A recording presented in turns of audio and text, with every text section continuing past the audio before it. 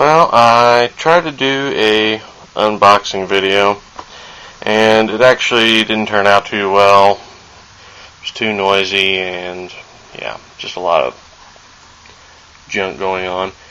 So I'm just going to do a rundown of basically what came in the box for the ZD Racing ZMT-10. Pretty much you get this user manual here, which is pretty small, doesn't have a whole lot, it's just to get you started. It also included a small CD with a PDF file for the real manual, and it gives you a complete teardown of the vehicle, part numbers, additional parts that they're offering for it or are going to be. I haven't really looked too hard to see if I could track down any of those, but it gives you a pretty good list. And this includes a bunch of little random tools, a couple of different little L wrenches, a tool to adjust the camber and caster if it had adjustable tie rods, which it doesn't. The pretty standard 4-way wrench here that's used for everything. It also included a bunch of servo horn adapters, which should be handy in the future if I end up upgrading the servo. It comes with the ZD Racing, or this one came with the ZD Racing T3 GMN 2400. It's pretty much got all of your basic adjustments, throttle trim, steering drive, servo reversing. It's also a 3-channel, and so is the receiver, so if you want to add something later down the road, you can. It also has a adjustment here so that you can use either 50-50 on the throttle throw or 3 7/8, and the 3rd channel switch is up here at the top.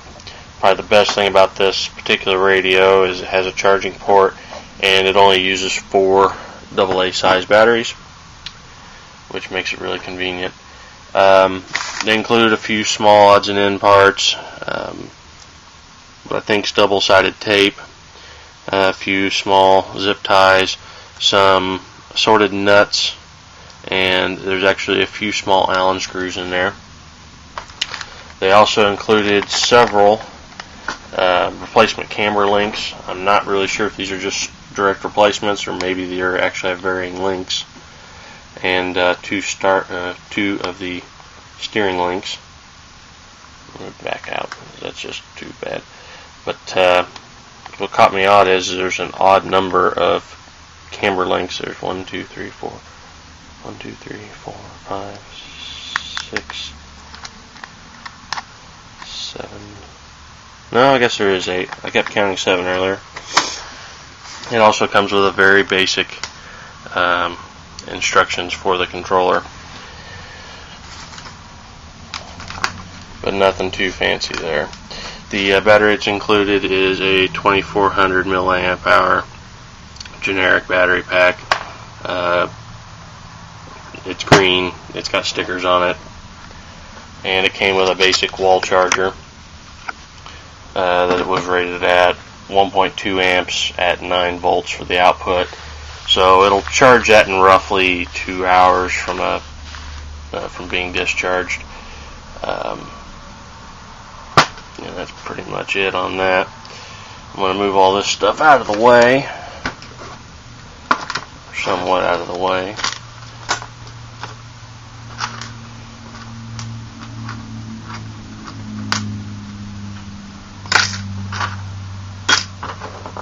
That's all that stuff in my toolbox, or tool thing.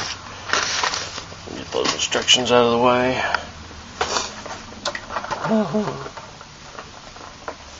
And bring up the whole little feller here. This is what it looks like. In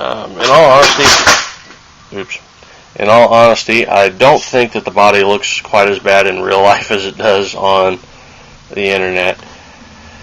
So I can live with this at least for a while. It is a PCB body, and it's probably going to end up eventually cracking under severe use. The first thing that kind of caught me off guard was the size of these shocks. They are pretty big. They are definitely big bores. I can't see how anybody could deny otherwise. The actual outer diameter on these, I don't know what I did with my calipers. There they are. The actual outer diameter on these is 1, 2, 3, 4, 5, about 15 millimeter. So there's springs might be a little bit interesting to get a hold of to replace those. I'm not sure, but they are definitely big bores. It's just got a generic unmarked servo in there. It's got an adjustable servo saver deep down in there if you can see it. Really, there's not a whole lot of slop in the steering. There is a bit, as you can see. There's not. You'll see there's movement a little bit everywhere, but it's not as bad as it could be, especially for having non-adjustable links everywhere. The battery tie down is pretty interesting because it has 2 bars that go across to secure it. Theoretically, if you wanted to run a tall LiPo battery pack, you could actually use the battery extenders or extender kit for like the Wrestler or the Bandit and have yourself some longer posts, or figure out a way to extend these posts and be able to bolt one in pretty easily. So the plastics feel like they're the same that they used in the 1/16, so I'm actually quite happy with it. Durability is still left out at the moment, but because I don't know for sure. The whole thing does not have bearings. I know that the wheels at least have bushings. I haven't tore apart the transmission yet to be sure on it. Probably some of the best features on it is there is an aluminum tie bar here across the front, which should increase durability a decent bit. Not going to say it's going to be a major amount, but it should increase durability, at least in the front end collision, and save the bulkhead.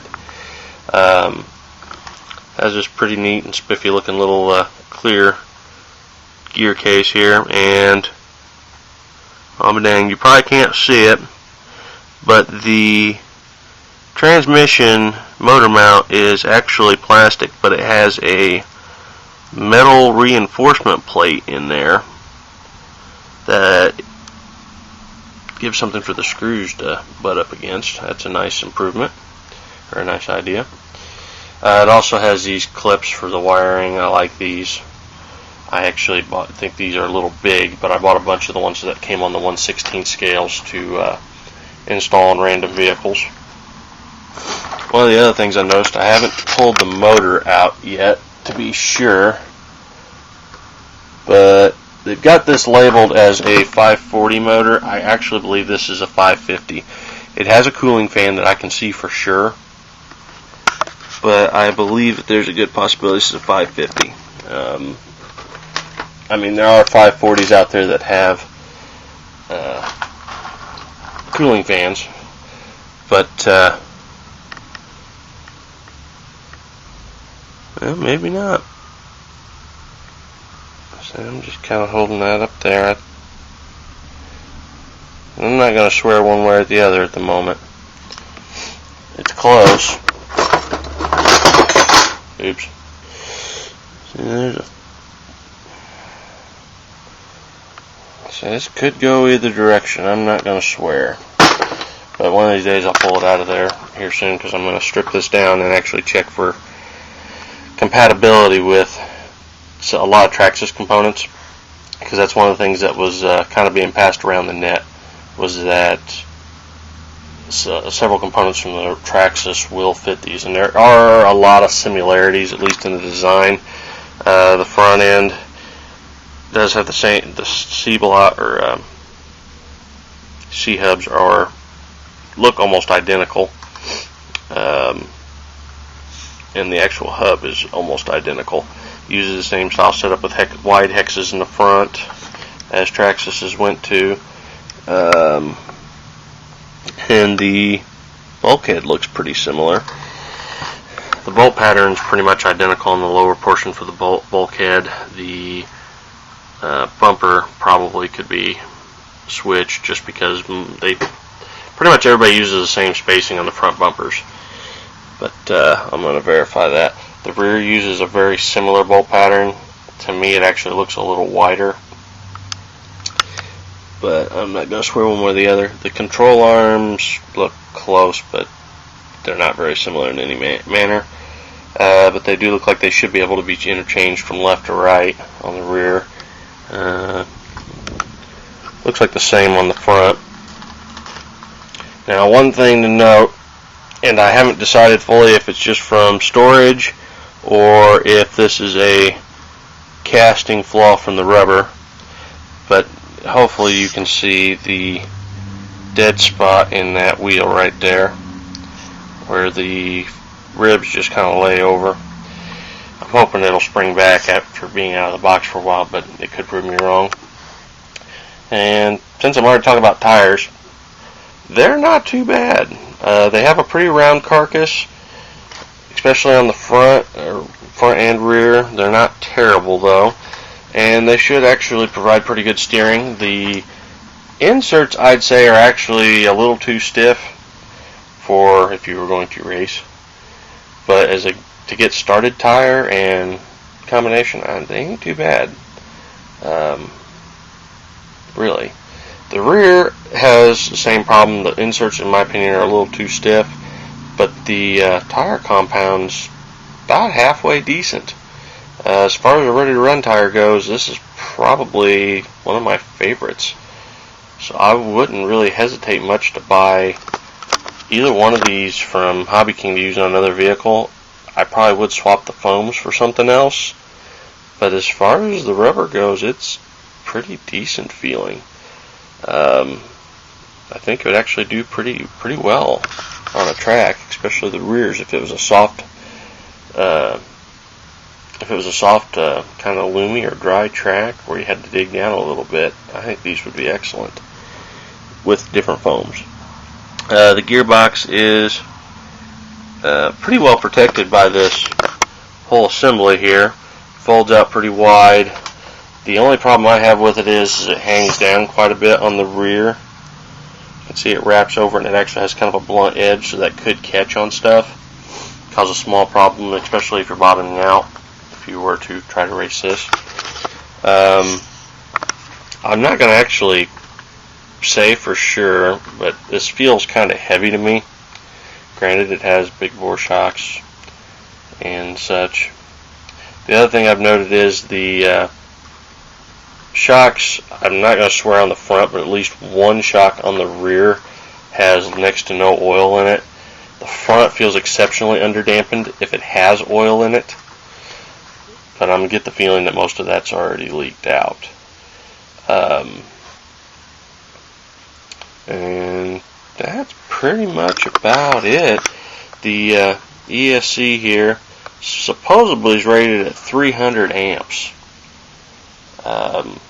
That's what I got from some literature on this, from the PDF file. I'm not going to swear that it is, but 300 amps is pretty good for a ESC in general. It's kind of a bare bones unit. The LED is not very well protected, and I get the feeling it's going to break off. But it's pretty much just a down to business. We're going to make an ESC look to it. It doesn't look fancy or anything like that. But that's pretty much it. I'm probably going to do a very light running video here that should follow this, and then I'm going to start tearing it apart, and it's going to end up getting some upgrades as far as it's going to get bearings if it doesn't have bearings all the way throughout, and a few other little odds and ends. I might do a thing on taking out the slop or a video like that, but who knows.